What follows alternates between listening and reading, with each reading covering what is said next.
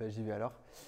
Bonjour tout le monde. Alors je suis hyper déjà content d'être là, de passer après Alexandre, parce que j'aime bien euh, hyper les gens sur un sujet et après les casser. Pas trop les casser non plus. Donc d'abord bonjour à tout le monde. Moi c'est Gérard Paligo, je suis senior software, je suis staff engineer chez Decathlon. Et bientôt senior Android engineer chez DuckDuckGo, parce que je vais bientôt quitter Decathlon. Ouais. On en reparle après si vous voulez. Et donc ouais, aujourd'hui je vais vous parler de discussions qu'on a eues en interne à Decathlon, parce qu'on s'est posé la question de est-ce qu'on va sur côté multiplateforme ou pas. On a d'énormes process pour parler de ce genre de choses, je reparlerai tout au long de cette présentation. Et du coup, cette présentation, c'est le résumé un peu de toutes ces discussions et de toutes les expérimentations qu'on était amenés à faire pour prendre la décision de est-ce qu'on y va ou pas. Spoiler alert, c'est encore compliqué. Je ne sais pas, est-ce qu'il y a des ingénieurs iOS dans la salle, ou en tout cas qui font de l'iOS? Ok. Eh ben, messieurs, je viens en paix et limite, je suis dans votre camp. Non, l'idée c'est ici, alors la présentation d'Alexandre c'était un truc qui n'était pas très opinionated. L'idée c'est que chez nous on le soit un petit peu plus pour le coup et qu'on vienne un peu se faire une opinion un peu de vraiment est-ce qu'il faut y aller ou pas dans le côté multiplateforme. Ah ouais, je suis désolé, je pense que la plupart sont blanches, sont noires pardon, donc ça devrait aller. Mais avant ça, un très rapide challenge sur un peu les solutions cross-platform. Moi, j'aime bien cette slide-là parce qu'elle me fait rendre vieux. Moi, je fais de l'Android depuis 2010. Ça fait très longtemps. Ça veut dire que j'en ai connu plein des frameworks cross-platform. Tous ont essayé de faire la même chose. Donc, vous en connaissez peut-être. Hein. Si vous êtes vraiment très vieux, je pense que PhoneGap, ça doit être un des premiers que j'ai dû entendre. Il y avait Titanium aussi qui était pas mal. Il me manque. Ouais, non, j'ai pas tout vu. La liste est encore plus longue. C'est juste que j'ai mis ceux qui étaient les plus connus à travers les époques, etc. Donc avec les plus récents, bien sûr, React Native et Flutter qui aujourd'hui ont le monopole bien au-delà de côté multiplateforme, hein, on est d'accord. L'idée étant que toutes ces solutions-là, côté multiplateforme comprises, elles essayent de répondre à un certain nombre de challenges. Les challenges, c'est quoi? Il y en a plein, je vais peut-être même tous vous les afficher, mais globalement, il y a le fait de maintenir ou pas une codebase commune avec le projet iOS ou autre. Hein. Les solutions comme Flutter et React Native ne sont pas que Android et iOS, mais sont aussi sur d'autres targets. Le fait d'éviter de la duplication de code, du coup, forcément, le fait d'avoir de l'inconsistance dans la business logic, qui ici a une application Android iOS un peu miroir. Ouais, pas tant que ça, ok. Qui ici, du coup, parmi les trois là, peuvent me dire que vous avez implémenté exactement la même manière sur les deux applications? Probablement pas. Probablement pas. Moi, je suis sur pour l'instant la shopping app de l'application Decathlon. C'est en termes de features strictement équivalent et on a des bugs sur certains, sur une plateforme et pas qu'on a sur d'autres, etc. Parce que forcément, c'est pas le même code base. L'idée étant de ces frameworks multiplateformes, c'est de justement pallier à ce genre de problème. Modulo le fait que ce soit interprété parfois d'une manière différente parce que justement il y a des spécificités de la plateforme que les frameworks multiplateformes ne gèrent pas toujours correctement, mais globalement on a quand même une seule codebase qu'on gère nous en tant que développeurs et qui après est exécutée et on fait confiance aux frameworks multiplateformes pour l'exécuter correctement. Le fait qu'effectivement, si on utilise une solution qui fait du multiplateforme, en théorie, ça devrait accélérer le time to market et en tout cas pouvoir poker très facilement, rapidement sur plusieurs plateformes, les plateformes que vous voulez supporter. Le fait de dupliquer les efforts, moi je trouve ça dingue que dans l'écosystème mobile, on soit quasiment les seuls à encourager le natif. Et du coup, des efforts qui sont dupliqués du coup. Si vous regardez l'exemple par exemple, du jeu vidéo, aujourd'hui, il n'y a personne qui va faire dans le jeu vidéo un jeu dans un moteur qui va être que pour une seule console. Ça va être généralement sur des moteurs de jeu qui sont ultra multiplateformes et qui vont du coup s'adapter à toutes les consoles. Même chose pour le web. Le web va s'exécuter sur tous les navigateurs. Pourquoi est-ce que le mobile, ce serait différent? Et enfin, le fait de maintenir humainement et organisationnellement des équipes différentes, qui ont du coup leur seniorité aussi, chacune, et le niveau d'avancement, etc. Enfin, c'est un casse-tête d'un point de vue PM, GPM, peu importe comment vous les appelez dans votre entreprise, pour justement s'assurer que les features sortent au même moment, etc. Machin. Donc en vrai, la promesse, elle est plutôt belle. Et moi, j'ai toujours plutôt tendance à militer pour avoir des multiplateformes, sauf que j'avais aucune solution qui me faisait dire que, ok, cette solution multiplateforme, on peut l'utiliser, c'est quelque chose qui pourrait être viable dans le temps, etc. Jusqu'à côté multiplateforme, où c'est la première depuis 2010 que je trouve réellement intéressante et réellement envisageable pour une solution en entreprise, en production, etc. Mais avec quelques bémols. Du coup, nouveau challenger, forcément, Kotlin. Hop, je vais très rapidement avoir besoin d'eau. Tac. Ok. Alors, qu'est-ce que c'est Kotlin Multiform? Je ne vais pas vous refaire ce que c'est Kotlin Multiform. Je ne vais pas refaire la présentation de Alexandre. Je vous rassure. Tac. Il y a des gens qui ne connaissent pas du tout Kotlin Multiform depuis avant aujourd'hui? Non, ok, on est d'accord. Très bien. Moi, je vais juste vous prendre un angle d'attaque pour que vous sachiez où est-ce qu'on se situe. Hein. À la base, Kotlin, c'était un langage JVM. C'est-à-dire qu'au même titre que Java, que Scala et d'autres langages qui peuvent s'exécuter sur la JVM, Kotlin était dessus et Android se positionnait plus ou moins comme ça. C'est-à-dire qu'on pouvait faire du natif avec du C++, du C, qui lui-même est multiplateforme. Hein. C'est-à-dire qu'on peut faire du C++ sur Objective-C si on veut, enfin sur iOS et du coup exécuter du code commun. J'ai beaucoup de projets dans ma carrière où j'ai vu du C++ qui était partagé entre les deux. C'est juste que c'est, on ne va pas se le cacher, un peu un casse-tête de le faire vraiment, parce que le NDK, c'est pas forcément le truc le plus simple à prendre en main, mais c'est possible. Et donc du coup, le Android se positionnait comme ça, on pouvait faire du Java, du Kotlin et du NDK. Et après, du coup, Kotlin vient se positionner, vient shifter complètement son langage et vient en fait rendre la JVM comme une simple target et après venir supporter plein d'autres targets. Et ça, c'est hyper intéressant parce que du coup, le langage, il se veut vraiment adapté au plus de targets possible, à tous vos cas d'usage et potentiellement à certains que vous ne soupçonnez pas. On va en parler. Du coup, ouais, ça bouffe tous les machins. Ah, je le laisse un petit peu parce que ça m'a fait chier de le faire celui-là. Je vais boire à ce moment-là.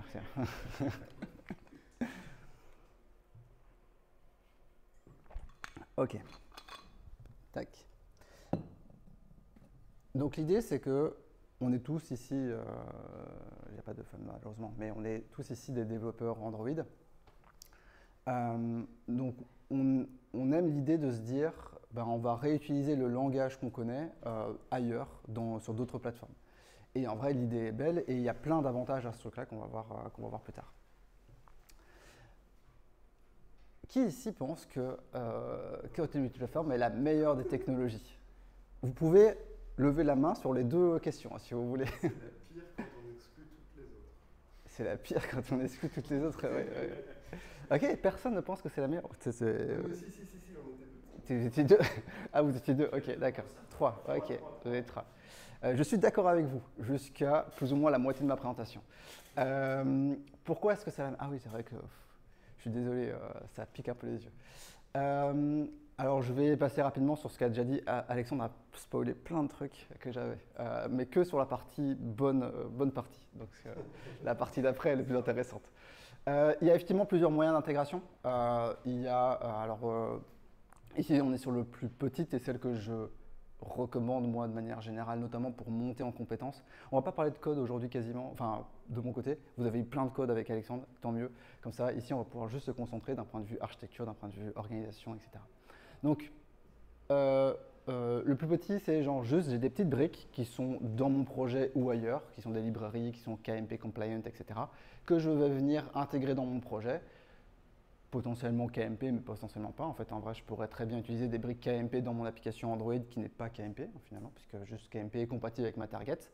Et ce mode d'intégration-là va fit pas mal de cas déjà. Donc, vous pouvez avoir tout ce qui est networking SDK, genre par exemple Cator Client, avoir un SDK qui est basé sur Cator Client, qui est du coup un client HTTP, si vous ne connaissez pas, qui est Kotlin Multiplatform Compatible.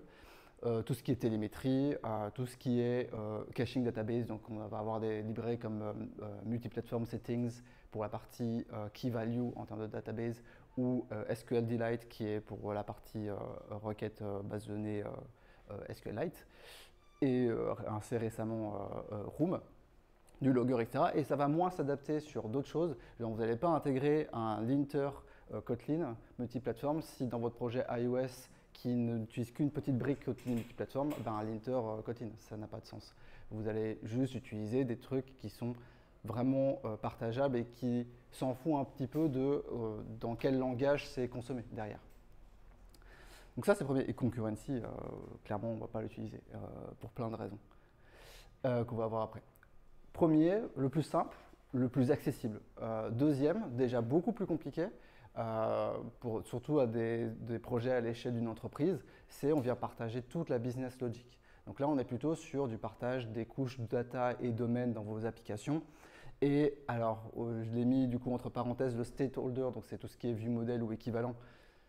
Il y en a qui veulent, il y en a qui ne veulent pas. Moi, je suis plutôt contre partager ce genre de classe. Pourquoi? Parce qu'un view model est très fortement lié à un écran en termes d'API public du view model. Et les écrans ne sont pas forcément les mêmes entre Android et iOS.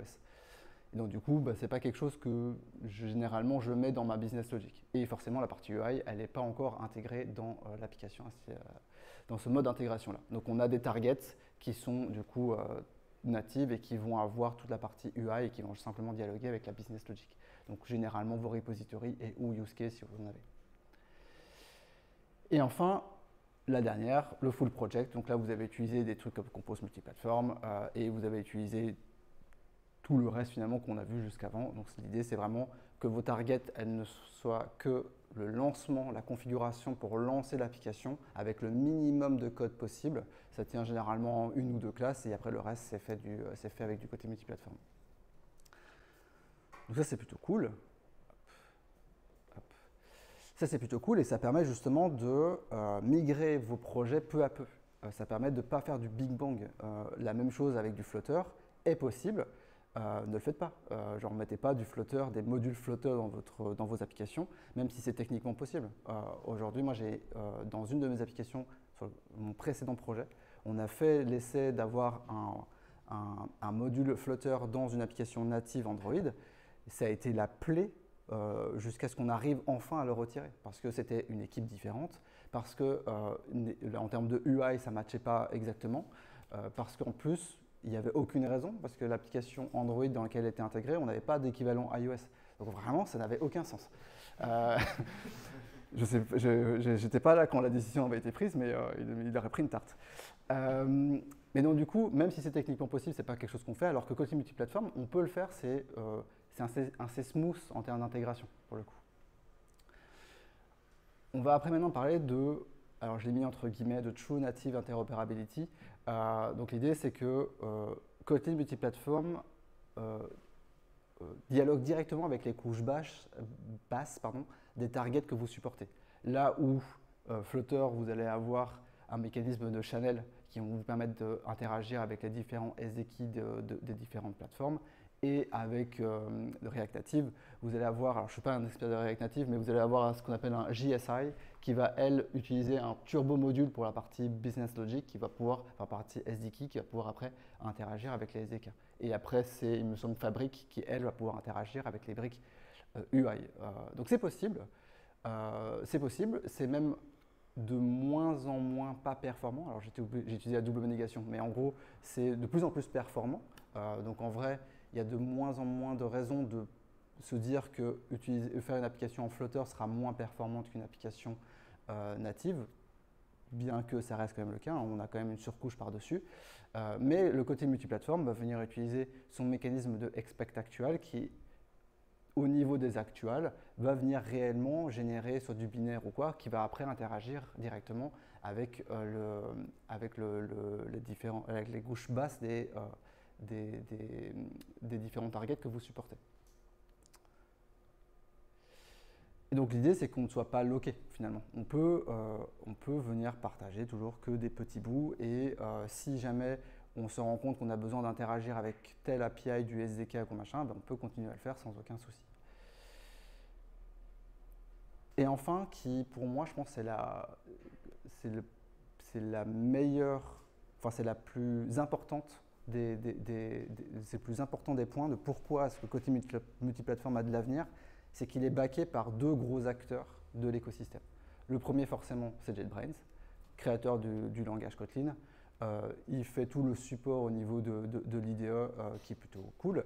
Si vous êtes un vieux, vous avez connu Eclipse, et si vous êtes encore plus vieux, vous avez connu l'enfer. Déjà que l'Eclipse c'était pas ouf, mais voilà, Eclipse c'était pas ouf, mais voilà. Tout ce qui est écosystème de développement avec des librairies, etc. Tout ce qui est support des projets open source, c'est-à-dire que JetBrains aujourd'hui finance énormément de projets open source pour que du coup ils puissent vivre et que pour du coup aider les contributeurs de ces projets à continuer leur travail au service de la communauté. Et puis pareil, c'est un des acteurs majeurs de la communauté Kotlin, ne fût-ce qu'avec la KotlinConf, qui ramène énormément de gens à travers le monde. Donc ça forcément, JetBrains c'est assez simple. Le deuxième, Alexandre en a parlé aussi, c'est Google.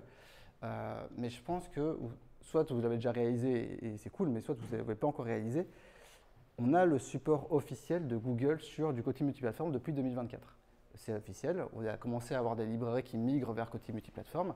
Il y en a vraiment plein maintenant. Il y a Lifecycle, il y a Room, il y a Data Store, il y a machin. Il y a vraiment, il y a du modèle, il y a Navigation. Imaginez maintenant un monde où toutes les librairies, ou en tout cas toutes celles qui sont pertinentes, parce que toutes ne sont pas pertinentes dans les librairies Android X, deviennent compatibles avec Kotlin multiplateforme. Le template pour créer un projet Android est aussi Kotlin multiplateforme compliant, donc on change la structure pour avoir un projet KMP, jusque de base, quand vous créez le projet Android, il n'y a pas la target iOS ou que sais-je, il y a juste la target Android.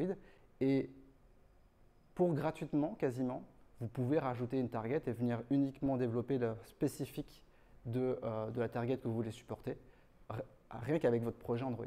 C'est genre, c'est-à-dire qu'on a le support d'un des deux gros acteurs de l'écosystème mobile pour pouvoir faire ce genre de migration d'un projet Android existant avec les bonnes technologies et la bonne structure vers un projet iOS ou autre. Et ça, c'est vraiment brainfuck pour le coup, parce que ça vient vraiment redistribuer l'écart sur le choix de la technologie multiplateforme. Là où Flutter et React Native, vous vous embarquez dans une technologie très spécifique, très différente, et où vous n'avez pas vous ne savez pas combien de temps ça va exister. Potentiellement, Flutter, ça pourrait mourir demain. Et on se le dit, ça pourrait mourir demain, vu ce qui arrive. Mais pareil pour React Native. Donc là aussi, Kotlin ne va pas mourir, c'est sûr. Kotlin, c'est le langage de Android, donc il est là pour rester. Et donc, ça peut être un argument hyper majeur, justement, dans le choix de la technologie. C'est ce que je dis globalement. Hop. Et enfin, alors, il a déjà trop teasé. Il y a beaucoup de gens qui n'ont pas du tout en tête, mais vous n'êtes pas obligé de faire du KMP Android iOS. Vous pouvez faire du KMP Android JVM ou Android Wasm et améliorer la développeur expérience de vos ingés, de vos équipes, etc. Le premier, celle que du coup a présenté déjà Alexandre, c'est la partie JVM au niveau du run de vos applications. Du run de vos tests, pardon, celle-là, c'est pas ce que vous a présenté Alexandre. Du run de vos tests, c'est-à-dire que moi j'ai une application open source qui est l'application de la conférence DevLil, qui est du coup KMP au niveau business logic, donc je ne partage pas la partie UI. Mais par contre, tous mes tests, que ce soit Business Logic, du coup KMP, mais aussi Android, sont Kotlin multiplateforme et sont exécutés en JVM. Puisque Compose multiplateforme est KMP, ça veut dire que Compose Espresso est KMP aussi, et ça veut dire que vous pouvez écrire des tests JVM avec Compose Espresso, et du coup avoir un temps d'exécution infiniment plus rapide que de devoir lancer un émulateur ou lancer un device ou lancer une farm de device, etc. avec vos tests. Pour le coup, moi, je suis passé de 45 minutes en termes d'exécution de mes tests sur ce projet à 10 minutes. J'ai juste changé la techno, j'ai juste rendu mes trucs compatibles, j'ai pas touché à mes tests. C'était du ISO, quoi. La deuxième, c'est ce que présentait Alexandre, c'est vous pouvez commencer à lancer votre application aujourd'hui Android sur une fenêtre de votre laptop. Vous pouvez créer des petites sample apps au niveau de vos différentes features, ou votre application en entier si vous arrivez à rendre toute votre application KMP compliant dans une fenêtre. sur ce même projet, qui du coup est complètement KMP à ce niveau-là, je ne lance plus jamais pendant ma phase de développement mon application sur mon téléphone. C'est toujours sur la JVM. En plus de ça, moi c'est une application de conférence, donc je n'ai pas réellement de spécificité de Android dans mon application, donc c'est vraiment, il n'y a aucune raison de ne pas utiliser la JVM. Et même s'il y avait des spécificités Android, ce qui est cool avec KMP, c'est que ça le range à un endroit très précis et vous savez identifier, techniquement parlant, où se trouve votre spécifique de Android. Donc, et ça, je trouve ça trop cool parce que du coup, vous savez quel est le spécifique Android et si vous devez le redévelopper pour iOS ou pour macOS ou pour machin, peu importe les targets, ben vous savez quoi est-ce que vous devez migrer pour le rendre compatible. Et enfin, un autre que j'aime beaucoup, qu'on a commencé à mettre en place à Decat, c'est si vous avez des UI kits, vous pouvez vous dire, bah, tiens, mon design system, je vais le rendre KMP compliant aussi. De toute façon, la target Android, c'est Jetpack Compose qui est derrière. Hein. Mais du coup, on a rajouté la target Wasm parce qu'au niveau des PR, quand on fait une contribution sur notre design system, ça va non plus générer un APK comme avant. Et du coup, on doit distribuer des téléphones Android un peu tous nos designers pour vérifier que c'est OK, tout ça machin. Maintenant, ça génère une page web éphémère qui est lancée au niveau de la PR et le designer n'a plus qu'à cliquer et il voit directement le composant. Pareil, c'est game changer. Donc en gros, vous ne dites pas forcément que KMP c'est que du Android iOS et on va faire la guéguerre entre Android et iOS et puis voilà, ça machin.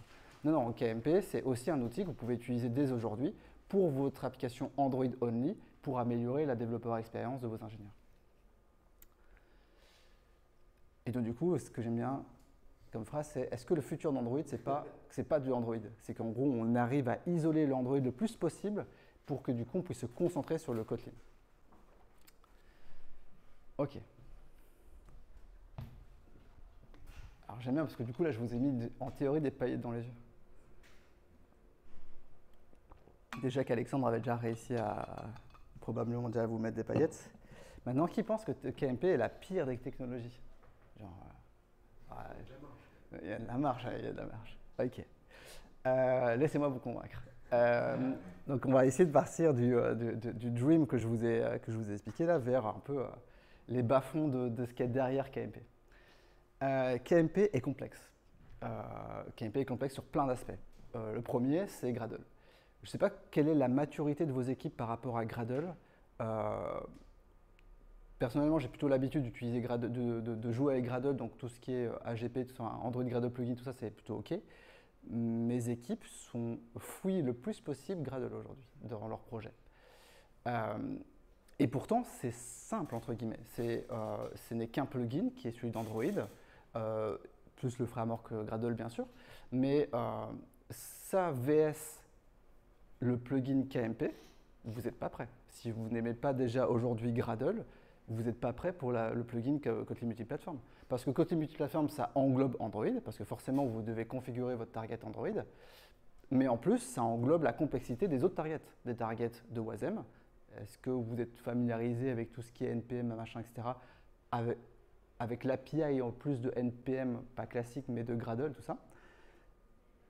Alexandre vous a parlé un peu des exports, etc. Mais je vous garantis que ça peut être un casse-tête. Il y a des exceptions qui peuvent très vite arriver qui, en gros, vous perdez parfois, j'ai perdu parfois des jours sur une erreur de configuration Gradle parce que simplement, c'est de la merde, quoi, globalement. Et pareil pour JVM, etc. Pour toutes les targets, finalement. En fait, toutes les targets ont ces spécificités qui sont plus ou moins complexes. Et en fait, ça rend du coup ça fait peur aux équipes, globalement. Deuxième, et ça je trouve ça abusé. La première fois, quand j'ai commencé à faire du KMP, je n'étais pas au courant de ça. Donc je fais mon application KMP qui se passe bizarrement très bien. C'est-à-dire que je fais toute la partie Android, parce que j'aime bien ça. Je fais toute la partie KMP, machin. Enfin KMP puis Android. Je retarde le plus possible la partie iOS parce que, iOS. Et à un moment donné, je me dis, bon, bah, il faut le faire. Donc je fais la partie iOS, donc j'apprends SwiftUI, etc. Étrangement, j'apprécie, j'aime bien SwiftUI. Il y a des très bonnes idées dans le framework. Et je run et ça fonctionne. Trop cool.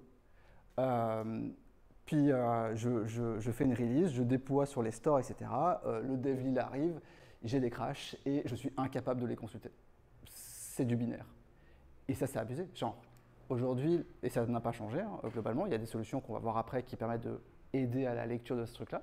Mais nativement, quand vous construisez votre application KMP, vous avez du binaire pour les targets natives. Je trouve ça abusé de sortir un framework en version stable alors qu'on ne peut pas observer sa production dans sa version stable, globalement. C'est fidèle du binaire, mais bien sûr, il suffit de décompiler, tout ça machin, bien sûr. Alors, Alexandre en a déjà beaucoup parlé. Swift Export n'est pas encore ready, ne l'utilisez pas, vraiment. Il y a trop de choses qui ne sont pas encore compatibles pour pouvoir utiliser Swift Export. C'est cool, c'est prometteur, tout ça, je ne le renie pas, mais aujourd'hui, la réalité, c'est ça. C'est du Kotlin qui génère du binaire et qui génère une interface, enfin un header Objective-C, qui va après communiquer avec la partie Swift de l'application iOS. Déjà qu'entre l'Objective-C et Swift, il y a des problèmes d'incompatibilité. Même si le langage aussi, Kotlin et Swift sont très similaires, il y a énormément de différences en termes de memory management, en termes de concurrency, en termes de sucre syntaxique tout simplement.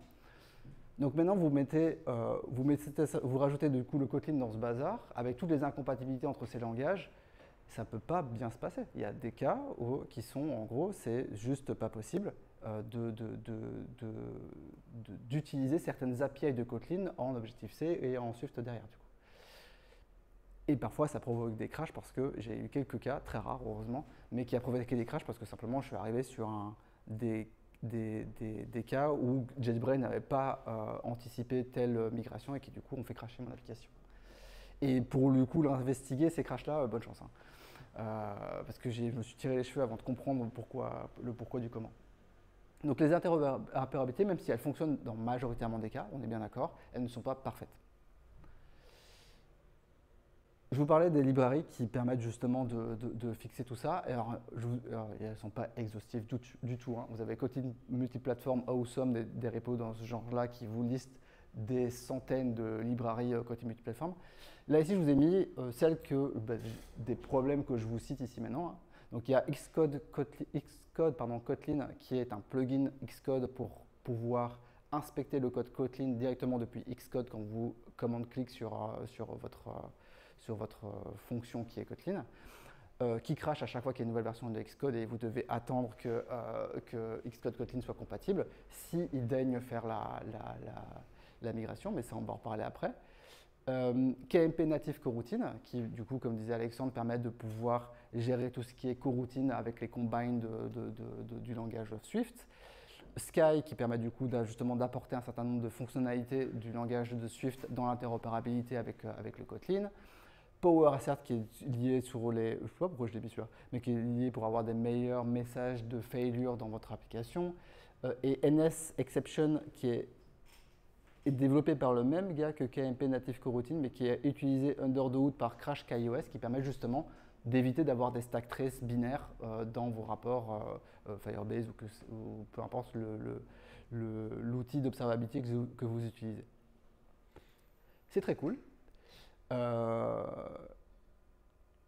Mais il y a un problème quand même, c'est que vous basez votre projet majoritairement pour des fonctionnalités critiques sur des librairies qui sont open source, qui sont parfois même développées par un seul gars. Genre, c'est le cas de KMP Native Coroutine et de NS Exception. Je le répète, KMP Native Coroutine qui permet de faire l'interopérabilité entre les coroutines et les async await de Swift, c'est un seul gars. Ce mec, il disparaît, machin, etc. Ce truc n'est pas repris, probablement qu'il sera repris, on est d'accord. Mais il n'empêche que ce n'est pas natif dans KMP. Dans quel monde on se dit qu'on va utiliser KMP alors que nativement, il ne s'interopérabilise pas correctement avec la concurrency de Swift et de potentiellement d'autres. Du coup, il faut prendre le risque de potentiellement se dire bah, ok, j'accepte de me baser sur des librairies communautaires pour des briques potentiellement critiques. Alors là, ça dépend beaucoup de la j'arriverai pas à le dire, le temps que vous accordez, le temps que va durer votre projet. À Decathlon, on est plutôt sur des projets long terme, donc on va essayer de prendre on va essayer de référencer des technologies qui durent dans le temps. Et du coup, en fait, parmi toutes les discussions, il y a cet aspect-là qui revenait beaucoup dans les discussions, dans le référencement de KMP, parce que justement, en fait, on ne peut pas garantir que ces librairies-là vont continuer dans le temps. La peur de l'abandon de ces projets, j'en ai parlé un petit peu, le fait d'être lock-in dans une de ces solutions et de rendre le rollback difficile, et ça c'est même vrai à l'échelle de KMP. C'est-à-dire que oui, vous pouvez graduellement mettre du KMP dans votre projet. Maintenant, imaginons que vous êtes au niveau de la business logic, voire du full project, et qu'on vous dit, demain, KMP, ça n'existe plus. On arrête, machin, etc. Ou peu importe la décision qu'il y a chez vous au niveau entreprise, on veut revenir sur du natif. Eh bien, bon courage pour revenir à l'ancienne version. Et le fait d'être bloqué, je vous parlais de Xcode Kotlin qui devait attendre que la version de Xcode, la nouvelle version de Xcode soit compatible. Ça, du coup, c'est vrai, mais en plus, du coup, vous êtes bloqué. C'est-à-dire que vous ne pouvez pas mettre à jour votre projet et ces genres de librairies-là et tout un tas de librairies connexes tant que cette seule librairie n'a pas fait la mise à jour. Et ça, c'est vrai pour Xcode Kotlin, mais c'est vrai pour tout un tas d'autres projets qui doivent s'aligner les planètes en termes de version de Kotlin, de machin, etc.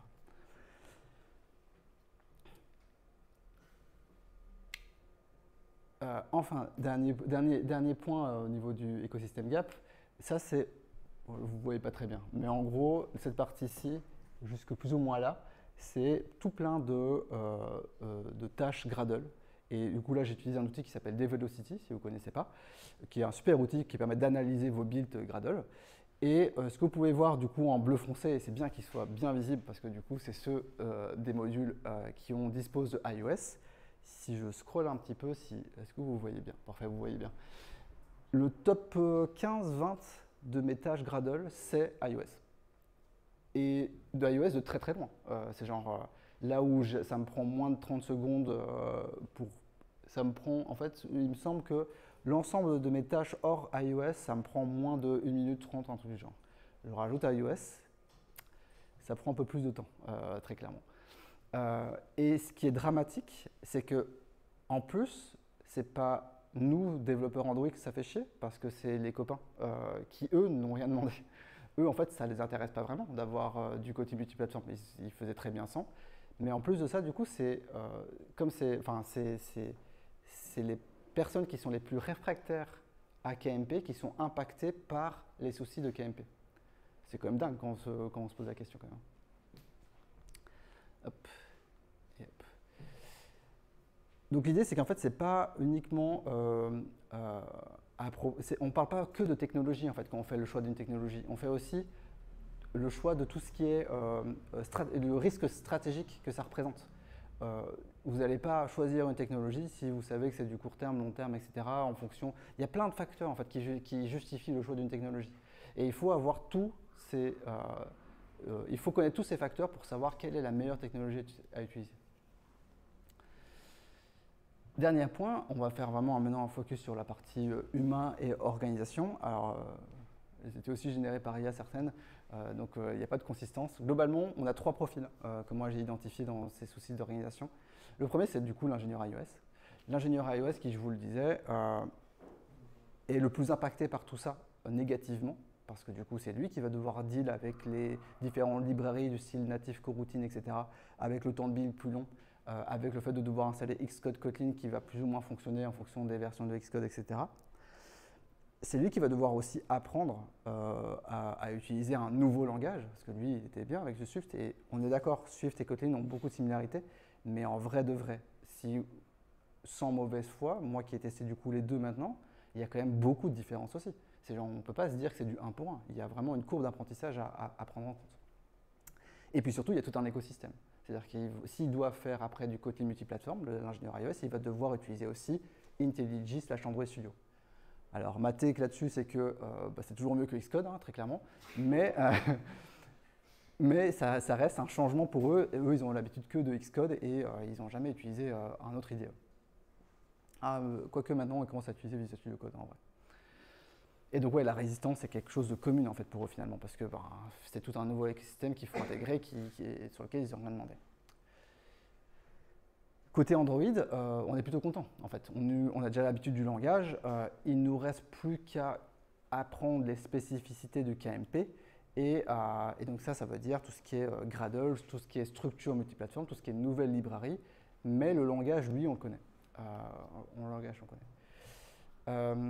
Pour ceux qui ont fait du KMP ici, je ne sais pas quel est votre feedback. Moi, dans mon projet, on a fait une brique en KMP qui était sur la partie Analytics. Et les personnes qui ont initié ce projet ont cru que les ingénieurs Android savaient faire du KMP automatiquement parce qu'ils sont développeurs Kotlin et que du coup, tout allait bien se passer. Spoiler alert, ce n'était pas le cas. Aujourd'hui, cette brique, c'est le crash c'est le top 1 des crashs sur l'application iOS parce qu'ils ont développé cette brique côté multiplateforme comme ils développaient une brique Android pure. Et donc forcément, ça se passe mal. Et en gros, ça rejoint du coup le dernier point qui est en termes de recrutement. Pour recruter une équipe qui veut faire du côté multiplateforme, si je devrais donner un conseil, et c'est malheureusement, aujourd'hui c'est une licorne, ce genre de profil, c'est de recruter des profils côté multiplateforme. Parce que les ingénieurs Android qui ne se sont jamais intéressés à du côté multiplateforme ne savent pas faire du côté multiplateforme, très clairement. Et pire que ça, vont penser qu'ils savent le faire et donc du coup vont quand même insister pour le faire alors que c'est pas vrai. C'est les pizzas qui sont arrivées. J'ai vu les regards. Ça va, j'ai presque terminé.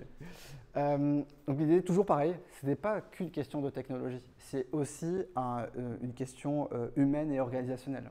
Il faut connaître sa capacité à son équipe à prendre en main ce genre de technologie, savoir si l'ingénieur iOS sera OK d'utiliser du Kotlin. Moi, c'est la première question que j'ai posée. C'est genre, est-ce que tu es OK pour faire du Kotlin? Et si c'est non, on n'y va pas parce que ça ne sert à rien d'aller à reculons. Ça va poser que des problèmes humains derrière et organisationnels. Et ça, j'aime bien aussi. Maintenant, imaginons, on fait un reverse. Et du coup, moi, j'ai créé cette slide-là avant que ça n'existerait, enfin, avant que ça potentiellement existera, parce que ce n'est pas encore le cas. Mais maintenant, imaginez que Kotlin multiplateforme n'existe pas et que Swift multiplateforme existe. Et que du coup, les ingénieurs iOS de votre entreprise viennent vous voir et disent, bon, bah maintenant, Kotlin, tout ça, machin, Android Studio, tu vas arrêter. Tu vas utiliser Xcode et Swift pour tes projets parce que nous, on est compatible Swift multiplateforme et on pourra partager toute la code base, etc. Pardon? C'est l'idéal. Et c'est. Et. Là, il y a iOS. Et en vrai. T'aimes bien Xcode? Xcode, tu trouves que c'est un bon milieu? Attention à ta réponse. Attention à ta réponse. Swift, je veux bien, mais Xcode. Swift, je veux bien. J'ai exactement la même opinion que Martin. Mais non, en fait, qu'est-ce que je disais? Oui, en fait, Swift, en fait, ils ont annoncé un groupe de travail, donc on n'est pas encore sur la comptabilité. J'ai vu LinkedIn s'enflammer suite à cette annonce. C'est un groupe de travail qui commence pour travailler sur une potentielle compatibilité multiplateforme. Swift est déjà multiplateforme, vous pouvez faire du Swift server, etc.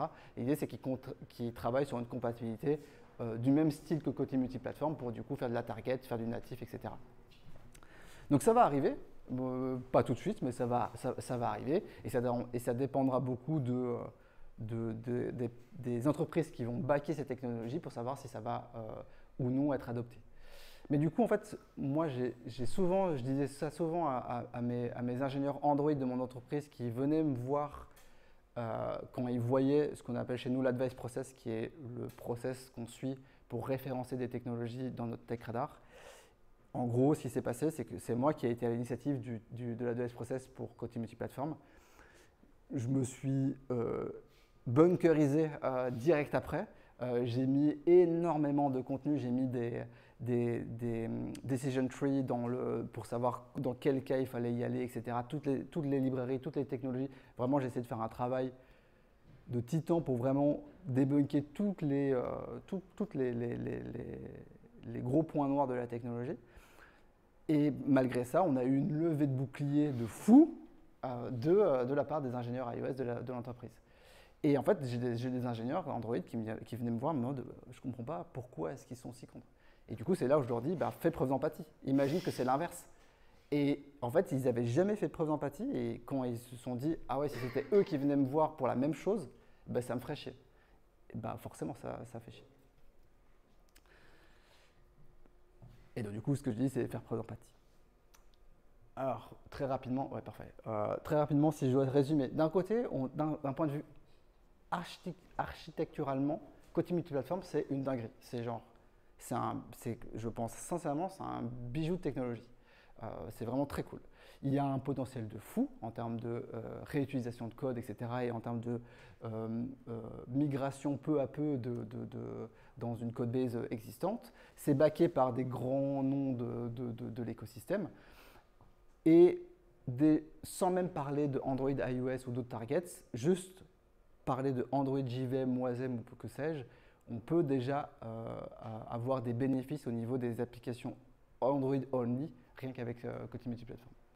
Mais par contre, ça fait quand même longtemps en fait en vrai que Kotlin Multiplatform existe et ça reste quand même hyper jeune. Il y a énormément de trous en termes de librairies, de fonctionnalités qui manquent encore dans Kotlin Multiplatform.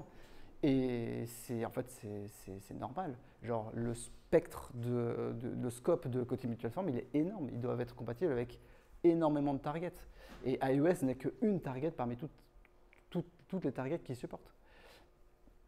Le fait d'être du coup être dépendant de certaines librairies communautés, le risque que ça représente, le fait qu'il faut quand même apprendre Kotlin et la courbe d'apprentissage, elle est à prendre en compte, même si effectivement Kotlin est de plus en plus adopté en dehors de la technologie, en dehors de la plateforme Android, et ça c'est plutôt cool. Chez moi, je ne sais pas pour chez vous, mais chez nous, côté back-end, de plus en plus de back-end Java migre vers du Kotlin. Et ça c'est cool, parce que Kotlin, ça reste quand même mieux que Java, hein, globalement. Et du coup, ah ouais, je suis trop le max. Hein. Pardon? Hier ou aujourd'hui? Avant-hier? Ok, je l'ai vu aussi. Et oui, en fait, et ça amène beaucoup de complexité, et pas que technique, ça amène de la complexité humaine, organisationnelle, etc.